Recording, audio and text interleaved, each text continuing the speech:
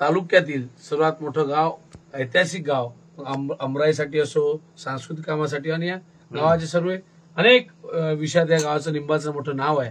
आज मी निंब्याला आलो आई दुर्गाच्या दर्शनासाठी. तिथं माझे बालमित्र कॉलेज सखा श्री रणजित भाऊ देशमुख आणि सर्व टीम.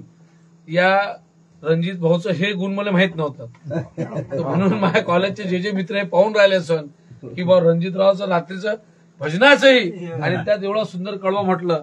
यासाठी रणजित भाऊ सर्व आपले जेवढे कॉलेजचे मित्र सोशल मीडियावर पाहत असाल तर रणजित भाऊ हे असे कलाकार, छुपे कलाकार हे सर्वांना माहित पडावं म्हणून हा व्हिडिओ लाईव्ह करून राहिलो. आणि खऱ्या अर्थानं हे नवरात्रीचे स्वरूप या आई जगदंबाजी खऱ्या अर्थानं अध्यात्मासाठी, त्यासोबतच या नवरात्रीचं फार वेगळं महत्व आहे. ही साधनेसाठी फार महत्वाचा काळ असतो. ही सकारात्मक ऊर्जा संपूर्ण परिसर असते आणि ह्या परिसरात अशाच अनेक वर्षानुवर्षे परंपरा सुरू आहे. त्यामुळे जीवनात कठीण प्रसंग अनेक आहेत.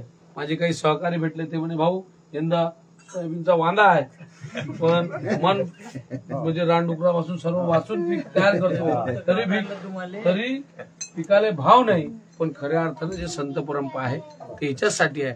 दिवसभराचा मानसिक त्रास, दिवसभराचं मानसिक टेन्शन या भजनाच्या माध्यमातून कुठेतरी विळगळतो आणि नव्या जोमाने उद्या सकाळी पुन्हा तोच त्या शेताच्या दिशेने असतो. म्हणून भजन त्यावेळेस त्या हिशोबाने म्हटलं असेल. मी त्या संत परंपरेला नमन करतो. आणि आज निंब्यात सर्व भजन मंडळीतर्फे या आजच्या तुमच्या याच्यात मलाही सामावून घेतल्याबद्दल तुमचे सर्वांचे आभार. आई जगदंबा आपल्या सर्वांच्या गावकऱ्यांचं स्वास्थ्य चांगलं ठेव. येणारी जी आपली नवीन पिढी आहे ती ऊर्जावान, चांगल्या ताकदीची तयार हो, हीच ईश्वरचरणी आई जगदंबेसाठी प्रार्थना करतो. आणि तुमच्या सर्वांचं प्रेम निंब्यावासींचं जे माझ्यावर असतं ते सातत्यानं राहावं हीच आई दुर्गाचरणी प्रार्थना करतो. बोलो जय माता दी. जय माता दी. आजचा प्रवास आमचा असा झाला